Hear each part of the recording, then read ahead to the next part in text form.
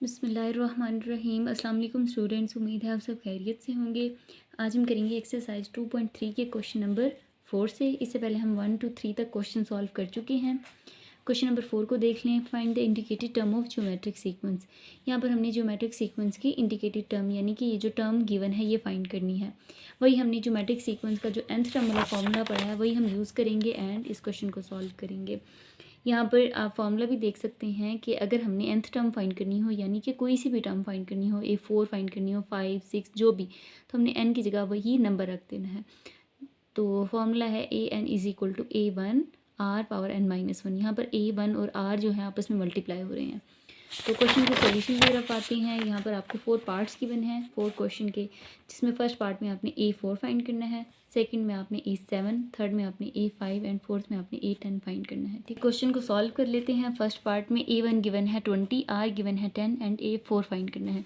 वही हमने क्या करना है, n टर्म वाला फॉर्मूला यूज़ करना है। AN is equal to A1 R power n-1।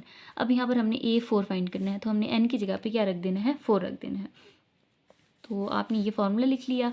यहाँ पर A1 आपको गिवन है 20, आप लिख लें, ठीक है, अपनी ईज़ के लिए। ये A बेसिकली A1 होता है। इसी तरह R आपको गिवन है 10 एंड आपने क्या फाइंड करना है, A4 फाइंड करना है। तो आपने n की जगह पे क्या रखना है, 4, ठीक है। यहाँ पर भी आपने n की जगह पे 4 रख दिया एंड यहाँ पर A1 as it is and यहाँ पर भी R n की जगह आपने 4 रख दिया, 4-1। इस तरह अब आपने वैल्यूज़ डाल देनी है। A4 आपने फाइंड करना है, 4 यहीं रह जाएगा एंड A1 की वैल्यू आपके पास है 20। A1 की जगह आप 20 रख दें एंड R की जगह आपने R की वैल्यू लिख देनी है विच इज़ 10। एंड यहाँ पर अब ये 4-1 कितना हो जाएगा, 3 हो जाएगा, यानी कि 10 की पावर है 3। 10 आपस में 3 टाइम्स मल्टीप्लाई हो रहा है। 10 10s are 100, ये 2 बार हो गया। इस तरह 100 10s are 1000, यानी कि अगर किसी भी नंबर पे जो पावर हो इसका मतलब है वो नंबर इतने टाइम्स आपस में मल्टीप्लाई हो रहा है। तो 10 पावर 3 का मतलब है 10 मल्टीप्लाई 10 मल्टीप्लाई 10, 10 10s are 100, तो 100 10s are 1000। इस तरह से आपने मल्टीप्लाई करना है। तो यहाँ पर 20 अभी वैसे लिख देंगे एंड 10 पावर 3 को आपने सॉल्व किया तो आपके पास क्या आ गया, 1000 आ गया। अब ये 20 इस 1000 से मल्टीप्लाई हो जाएगा। इस इंटू का मतलब होता है यानी कि इन दो नंबर्स के बीच में अगर कोई साइन ना हो, कोई भी नंबर्स हों अगर इस तरह से ब्रैकेट में और बीच में कोई साइन ना हो तो इसका मतलब है वो मल्टीप्लाई हो रहे हैं। तो आपने कन्फ्यूज़ नहीं होना कि हर दफ़ा आपको मल्टीप्लाई का साइन ही होगा तभी आपने मल्टीप्लाई करना है।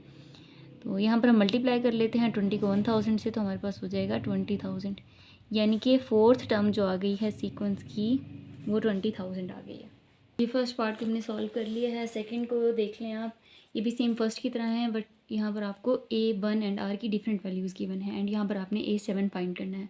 तो आपने वही जो वैल्यूज़ गिवन है वो लिख लें। A1 गिवन है 3 एंड R गिवन है अगेन 3। आपने वही फॉर्मूला यूज़ करना है using AN is equal to A1 R power n-1। अब आपने A7 फाइंड करना है तो n की जगह पर आप 7 रख दें। यहाँ पर भी n की जगह आपने 7 रख दी एंड यहाँ पर भी n की जगह आपने 7 रख दिया। जो वैल्यूज़ आपको गिवन है A1 की एंड R की वो आप इस फॉर्मूले में डाल दें। A1 की जगह 3 डाल दिया एंड R की जगह भी आपने R की वैल्यू 3 डाल दी और यहाँ पर ये 7-1 एज इट इज़ अभी लिख दिया। अब ये 7 1 से माइनस हो जाएगा तो क्या हो जाएगा, 6 हो जाएगा, यानी कि 3 पावर 6 का मतलब है 3 आपस में 6 टाइम्स मल्टीप्लाई हो रहा है। तो 3 को आपने 6 टाइम्स आपस में मल्टीप्लाई कर लेना है। 3 3s are 9, 9 3s are 27, 27 3 इस तरह से आप जो भी आंसर आते चला जाएगा उसको आप 3 से बार बार मल्टीप्लाई करते चले जाओगे तो आपके पास 729 आ जाएगा। ये मल्टीप्लिकेशन आप खुद परफॉर्म कर लीजिएगा। तो यहाँ पर आपके पास 3 पावर 6 इसका आंसर आ गया है 729। इसको आपने अब इस A1 जो कि 3 था इससे मल्टीप्लाई कर देना है तो आपके पास 2187 आ जाएगा। तो ये आपका आंसर है। थर्ड पार्ट देख लें। A1 गिवन है 512, 512, R गिवन है 1/2 एंड A5 फाइंड करना है। अगेन आपने क्या करना है, वही फॉर्मूला यूज़ करना है। AN is equal to A1 R power n-1। A1 की जगह आपने A1 की वैल्यू डाल दी एंड R की जगह आपने R की वैल्यू जो कि 1/2 थी वो डाल दी। वही आपने अब जो टर्म फाइंड करनी है n की जगह पे आपने वही नंबर रखना है। A5 फाइंड करना है तो आपने इस फॉर्मूले में n की जगह 5 रख देना है। यहाँ पर भी आपने 5 डाल दिया एंड यहाँ पर भी आपने 5 डाल दिया। 5 - 1 4 हो जाएगा। इसका मतलब है 1/2 की पावर आपने 4 ले लेनी है, यानी कि 1 को भी आपस में 4 टाइम्स मल्टीप्लाई करना है एंड नीचे वाले इस 2 को भी 4 टाइम्स मल्टीप्लाई करना है। दोनों की आपने अलग अलग 4 टाइम्स पावर ले लेनी है। 1 को 1 से मल्टीप्लाई करेंगे, 1 1 जार 1, 1 1 जार 1, 1 1 जार 1, यानी कि 1 4 टाइम्स जितनी टाइम्स ही मल्टीप्लाई होगा आपस में तो 1 ही आ जाएगा। तो ऊपर वाला 1 तो एज इट इज़ 1 ही रहेगा। अब इस नीचे वाले 2 को देख लेते हैं। 2 को भी आपस में इसका मतलब है 4 टाइम्स मल्टीप्लाई करना है, तो 2 2 ज़ार 4, 4 2 ज़ार 8, 8 2 ज़ार 16। तो 2 को अगर हमने 4 टाइम्स मल्टीप्लाई किया यानी कि 2 की पावर 4 ली तो उसका आंसर हमारे पास 16 आ जाता है। तो 1/2 इसका पावर 4 अगर हमने ली तो हमारे पास होल टोटल आंसर क्या आ गया है 1/16। अब इसको A1 से मल्टीप्लाई कर देंगे, जो A1 है ना 512 इससे मल्टीप्लाई कर देंगे। अब ये 16 के टेबल पे डायरेक्टली कट रहा है। 16 1 ज़ार 16, 16 3 ज़ार 48, 49 50 51, 3 बच गया, यहाँ 32 चला गया। 16 2 ज़ार 32, सॉरी 2 ज़ार 32, तो ये आपके पास 32 टोटल आंसर आ गया। ठीक है, तो यहाँ पर A5 यानी कि 5th टर्म आ गई है आपके पास 32। इस तरह क्वेश्चन पार्ट नंबर 4 है। A1 गिवन है 7, R गिवन है 2 एंड A10 फाइंड करना है। अगेन हमने वही फॉर्मूला यूज़ करना है, AN is equal to A1 R power n-1। A1 की जगह A1 की वैल्यू डाल देनी है, R की जगह R की वैल्यू डाल देनी है, एंड जो टर्म फाइंड करनी है n की जगह वही नंबर रखना है। अब A10 फाइंड करना है तो हमने n की जगह 10 रख दिया, यहाँ पर भी n की जगह हमने 10 रख दिया। 10 - 1 9 हो जाएगा। इसका मतलब है 2 को आपस में 9 टाइम्स मल्टीप्लाई करना है। 2 2 ज़ार 4, 4 2 ज़ार 8, 8 2 ज़ार 16, 16 2 ज़ार 32। इस तरह जब आप इसको 9 टाइम्स मल्टीप्लाई कर लेंगे तो आपके पास 512 आ जाएगा। ठीक है, एंड इसको अब आपने A1 से मल्टीप्लाई कर देना है। ये जो A1 की वैल्यू है ना 7, इससे अब मल्टीप्लाई कर देना है। तो 7 को जब आप 512 से मल्टीप्लाई करेंगे तो 3584 आ जाएगा, यानी कि 10th टर्म हमारे पास A10 आ गई है 3584। तो 4th पार्ट का आंसर आ गया आपके पास 3584। 5th क्वेश्चन देख लें। A writer wrote 120 words on the first day. एक राइटर है 120 वर्ड पहले दिन लिख रहा है, 240 words on the second day, दूसरे दिन 240 वर्ड्स लिख रहा है। इस तरह तीसरे दिन 480 वर्ड्स लिख रहा है। If the number of written words are increase in the same pattern. अगर वो जो वर्ड्स लिख रहा है यानी कि डेली अगर वो कोई किताब भी लिख रहा हो या वट जो भी चीज़ लिख रहा हो, अगर इस सेम पैटर्न में वही नंबर ऑफ़ वर्ड्स बढ़ते जाएँ हर दिन के हिसाब से, देन हमने क्या फाइंड करना है, find number of words road on the 10th day. तो 10वें दिन वो कितने नंबर ऑफ़ वर्ड्स। तो ये भी सेम आपने जिस तरह सीक्वेंस वाला पढ़ा है ना, सीक्वेंस में आपके पास एक टर्म के बाद दूसरी आती है, दूसरे के बाद तीसरी आती है, बाज़-औक़ात सेम रेशो होती है या बाज़-औक़ात आपके पास सेम डिफरेंस के साथ आ रही होती है। तो ये भी उसी तरह ये आपको सीक्वेंस गिवन है, यानी कि फर्स्ट जो सीक्वेंस की फर्स्ट टर्म होगी वो 120 होगी, सेकंड टर्म 240 होगी, थर्ड टर्म 480 होगी। आपने फाइंड करना है 8 10। 10th डे पे आपने नंबर ऑफ़ वर्ड्स फाइंड करने हैं ना, तो आपने 8 10 फाइंड करना है। तो वही सेम प्रीवियस क्वेश्चंस की तरह आपने ज्योमेट्रिक सीक्वेंस या अर्थमेटिक, अगर अर्थमेटिक सीक्वेंस ही होगा तो आपने अर्थमेटिक सीक्वेंस के लिए nth टर्म वाला फॉर्मूला यूज़ कर लेना है, या अगर ज्योमेट्रिक सीक्वेंस होगा तो आपने ज्योमेट्रिक सीक्वेंस के लिए nth टर्म वाला फॉर्मूला यूज़ कर लेना है। ओके, तो क्वेश्चन को सॉल्व कर लेते हैं। यहाँ पर आपको क्या क्या गिवन था, फर्स्ट डे में जितने वर्ड्स लिखे थे वो 120 थे, तो आप इस तरह से एक सीक्वेंस में लिख लोगे कि आपको सीक्वेंस गिवन है, पहले दिन के वर्ड्स 120 है, दूसरे दिन के 240 हैं, थर्ड डे के 480 हैं। इस तरह आपने फाइंड करना है 10th डे के, तो आप इसको A10 का नाम दे दें जो कि आपने फाइंड करना है। ठीक है, A10 फाइंड करने के लिए आपने क्या करना है, वही ज्योमेट्रिक सीक्वेंस वाला फॉर्मूला यूज़ कर लेना है। अब ये जो सीक्वेंस है, ये ज्योमेट्रिक सीक्वेंस कैसे है आप देख लें। अगर आप दूसरी टर्म को फर्स्ट टर्म पे डिवाइड कर दें, यानी कि हर नेक्स्ट टर्म को उसकी प्रीवियस टर्म पे डिवाइड करने से आपके पास जो आंसर आएगा, इसी तरह 480 को भी जब हम 240 पे डिवाइड करेंगे तो हमारे पास सेम ही आंसर आता है। तो यानी कि अगर रेशो, ये रेशो होती है बेसिकली हर नेक्स्ट टर्म को प्रीवियस पे डिवाइड करने से जो आती है वो रेशो होती है। अगर ये रेशो इन दो टर्म्स की 2 निकल आई है, इस तरह इन दो टर्म्स की भी 2 निकल आए, यानी कि सेम रेशो हो, तो हमारे पास क्या होती है, ज्योमेट्रिक सीक्वेंस होती है।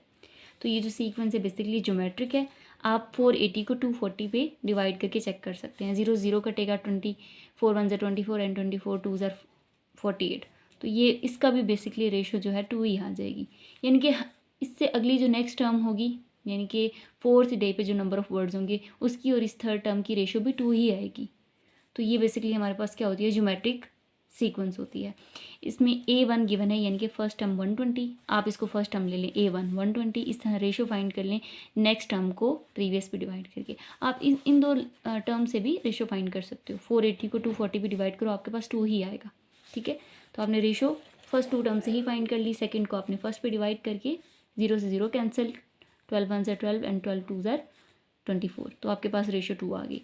आपने ज्योमेट्रिक सीक्वेंस के लिए nth टर्म वाला फॉर्मूला पढ़ा हुआ है जो कि an is equal to a1 r⁻n−1 है। वही आपने फॉर्मूला यूज़ करना है सेम प्रीवियस क्वेश्चंस की तरह। a1 की जगह a1 की वैल्यू रखनी है, r की जगह पे आपने r की वैल्यू रखनी है जो कि आपके पास 2 निकल आई थी रेशो। एंड अब आपने क्या करना है 10th डे पे नंबर ऑफ़ वर्ड्स फाइंड करनी है यानी कि a10। तो a10 फाइंड करने के लिए आपने n की जगह पे 10 रख देना है। यहाँ पर भी आपने 10 डाल दिया एंड यहाँ पर भी आपने n की जगह 10 रख दिया।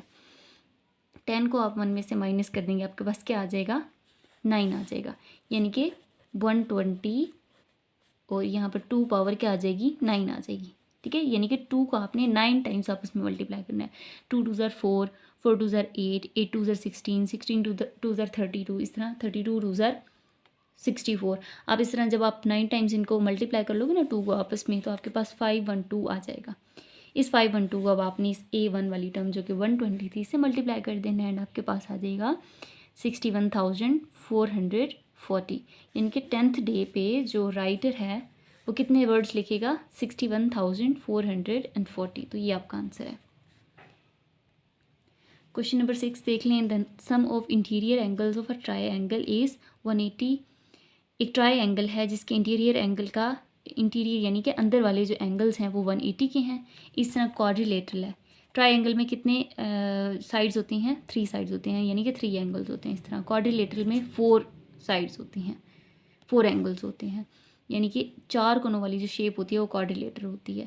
तो क्वाड्रिलेटरल के इंटीरियर एंगल्स की मेजरमेंट कितनी गिवन है 360 गिवन है। End of a pentagon, and pentagon होता है 5 साइड्स वाली कोई शेप। तो पेंटागन की कितनी गिवन है 540 गिवन है। Find the sum of angles of an octagon. अब ऑक्टागोन होती है 8 साइड्स वाली शेप, यानी कि ऐसी शेप जिसकी टोटल 8 साइड्स हों। जैसे ट्राइंगल में 3 साइड्स होती हैं 1 2 3 एंड क्वाड्रिलेटरल में 4 साइड्स होती हैं। ठीक है, ये स्क्वायर नहीं होता परफेक्ट जिसमें चारों साइड्स आपस में बराबर हों। ये इस तरह से कोई इम्प्रॉपर सी शेप होती है जिसमें साइड्स आपस में बराबर नहीं होती बट 4 साइड्स होती हैं। ठीक है, यानी कि शेप में 4 साइड्स होती हैं तो वो क्वाड्रिलेटरल होती है। तो ये आपको सारे एंगल्स बता दिए हैं कि ट्राइंगल के 180, क्वाड्रिलेटरल के 360, पेंटागन के 540 एंड हमने क्या फाइंड करना है ऑक्टागोन यानी कि 8 साइड्स वाली जो हमारे पास शेप है उसका इंटीरियर एंगल फाइंड करना है।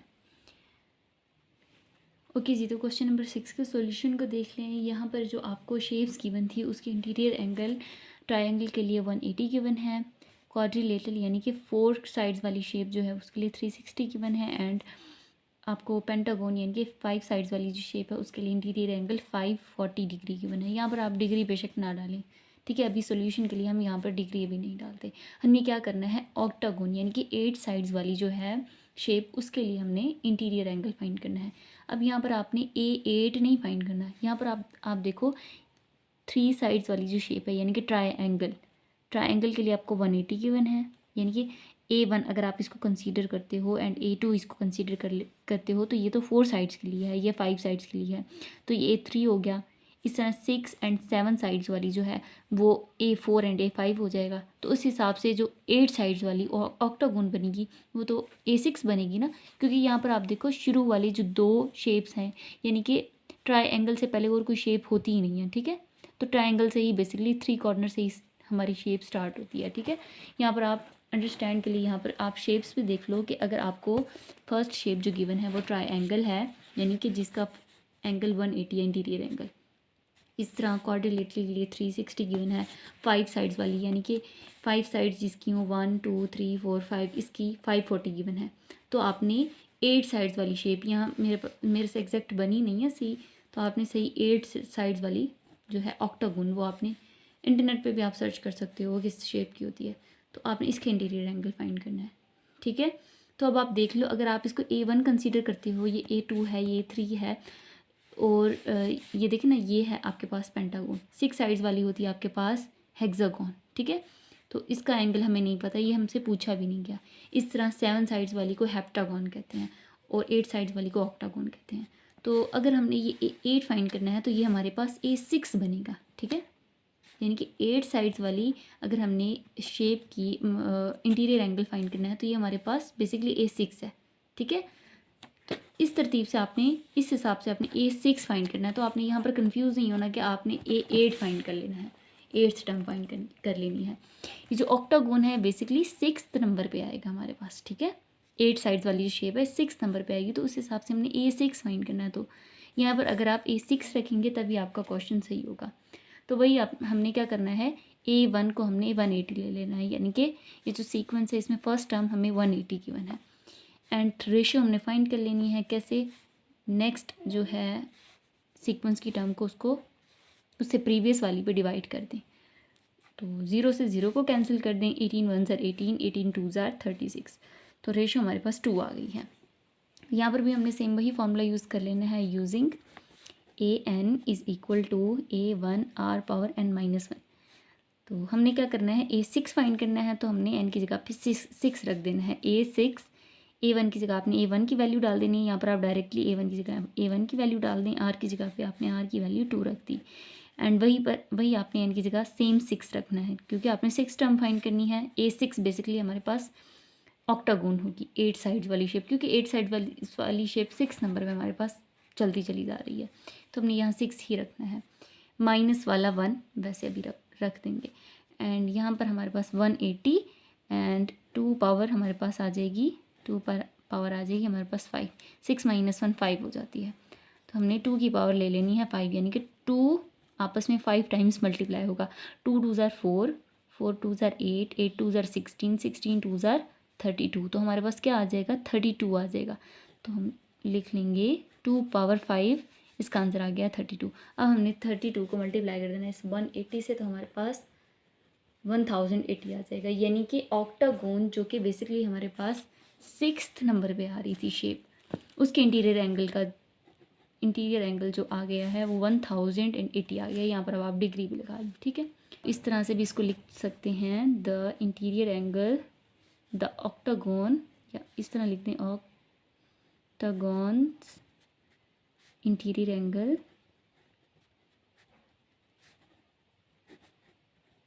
कितना आ गया आपके पास, इज इक्वल टू 1080 डिग्री आ गया, ठीक है। तो ये आपका आंसर है। क्वेश्चन नंबर 7 है, Abdullah's exercise trainer suggest jogging for 10 minutes each day for the first week. Abdullah का जो ट्रेनर है, एक्सरसाइज ट्रेनर है, वो उसे कहता है कि 10 मिनट्स रोज़ाना जॉगिंग करें, ठीक है। फर्स्ट वीक में कह रहा है कि 10 मिनट्स करें इस तरह। आफ्टर ईच वीक, हर हफ्ते बाद वो कहता है कि 5 मिनट बढ़ा दें, ठीक है। अपनी एक्सरसाइज के टाइमिंग में आप 5 मिनट एक्स्ट्रा बढ़ाते चले जाएं। At 6th week how many minutes will be jog, तो 6th वीक पे वो कितना जॉग करेगा। तो ये भी सेम प्रीवियस क्वेश्चंस की तरह है, आपने क्या करना है, सीक्वेंस बना लेना है, यानी कि फर्स्ट डे पे 10 मिनट्स है, सेकंड डे पे कितने हो जाएंगे, 10 + 5 15, इस तरह थर्ड डे पे कितना हो जाएगा, 15 + 5 20। तो ये आपके पास इस तरह से सीक्वेंस चलता चला जाएगा। आपने क्या करना है, A6 फाइंड करना है, तो वही अगर अर्थमेटिक सीक्वेंस होगा तो आपने अर्थमेटिक सीक्वेंस का फॉर्मूला लगा लेना है, अगर ज्योमेट्रिक होगा तो आपने ज्योमेट्रिक सीक्वेंस का nth टर्म फॉर्मूला लगा के इस क्वेश्चन को सॉल्व करना है। ओके, तो सॉल्यूशन को देख लें। यहाँ पर आपने क्या किया कि जो आपको वैल्यूज़ गिवन थी उसको आपने इस तरह सीक्वेंस में लिख लिया। फर्स्ट वीक में 10 मिनट्स वॉक करनी है, एंड इस तरह नेक्स्ट जो फर्दर वीक्स चलते चले जाएंगे उसमें 5 मिनट्स एक्स्ट्रा बढ़ाने हैं। फर्स्ट वीक में अगर 10 है तो 5 मिनट्स एक्स्ट्रा बढ़ाएंगे, तो सेकंड वीक में कितनी जॉग करनी है, 15 मिनट्स। इस तरह थर्ड वीक में 20 मिनट्स। इस तरह हमने A6 यानी कि 6th वीक में उसने कितनी जॉग करनी है वो हमने बतानी है। तो अब यहाँ पर आप देख लो कि इन दोनों वैल्यूज़ के बीच में रेशो नहीं है, ये ज्योमेट्रिक सीक्वेंस बेसिकली नहीं आ रहा। आपने 5 मिनट्स एक्स्ट्रा बढ़ाए हैं, यानी कि ऐड करते चले गए हो 5 मिनट्स, तो ये बेसिकली आपके पास अर्थमेटिक सीक्वेंस है, यानी कि फर्स्ट और सेकंड वैल्यू के बीच में कितना डिफरेंस है आपके पास, 5 का। इस तरह थर्ड एंड सेकंड वैल्यू के बीच में भी सेम आपके पास 5 का डिफरेंस है। तो जहाँ पर आपके पास डी निकल आएगा, डिफरेंस निकलता चला जाएगा, वो आपके पास अर्थमेटिक सीक्वेंस होगा। तो ये आपके पास अर्थमेटिक सीक्वेंस है जिसकी फर्स्ट टर्म आपको A110 गिवन है, एंड डी आपने फाइंड कर लेना है नेक्स्ट में से प्रीवियस वैल्यू को माइनस करके। आप 20 में से भी 15 को माइनस करके चेक कर सकते हो, आपके पास डी वही सेम 5 ही आएगा। तो यहाँ पर आपने A1 एंड D फाइंड कर लिया है। तो अब यहाँ पर आपने वही nth टर्म वाला फॉर्मूला यूज़ करना है, बट अब आपने अर्थमेटिक सीक्वेंस है तो अर्थमेटिक सीक्वेंस वाला nth टर्म फॉर्मूला यूज़ करना है, जो कि आपके पास AN = A1 + n - 1 × D होता है। वही आपने A6 फाइंड करना है, तो n की जगह पे आपने 6 रख देना है दोनों जगह, एंड A1 की जगह अभी आपने A1 रहने दिया, एंड D की जगह D रहने दिया। अब ये देखिए A1 की जगह आपने A1 की वैल्यू डाली जो कि 10 है, D की जगह आपने 5 डाल दिया जो कि आपके पास डिफरेंस 5 का निकल आया था, एंड 6 माइनस 1 भी आपके पास 5 हो गया। यहाँ पर आपने पहले 5 को मल्टीप्लाई कर देना है, 5 5 ज़ार 25, 25 को अब आपने इस A1 10 यानी कि 10 में ऐड कर देना, तो आपके पास क्या आ जाएगा 35, यानी कि जो 6 वीक में अब्दुल्ला ने वॉक करनी है वो 35 मिनट्स है। तो आपके पास A6 आ गया है 35 मिनट्स, ये आपका आंसर है। ओके जी, तो आज हमने एक्सरसाइज 2.3 के question number 4 to question number 7 तक सॉल्व किए हैं। उम्मीद है आपको क्वेश्चंस की समझ में आई होगी, वीडियो भी पसंद आई होगी। वीडियो पसंद आई हो तो वीडियो को लाइक कर दें, मेरे चैनल को सब्सक्राइब करें, अपने दोस्तों के साथ शेयर कर दें। ओके जी, अल्लाह हाफिज़।